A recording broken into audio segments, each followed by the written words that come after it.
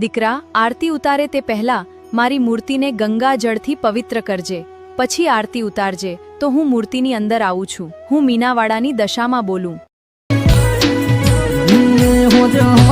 માની પૂજા કરી એની કોક આશી મળી.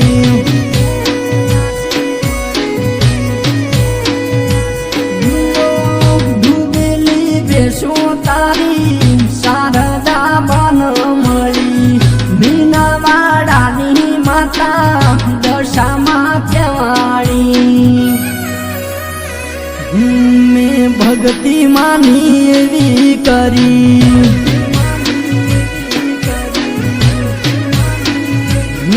મેં ભક્તિ માની એવી કરી. દુનિયા આખી જોવા આવી.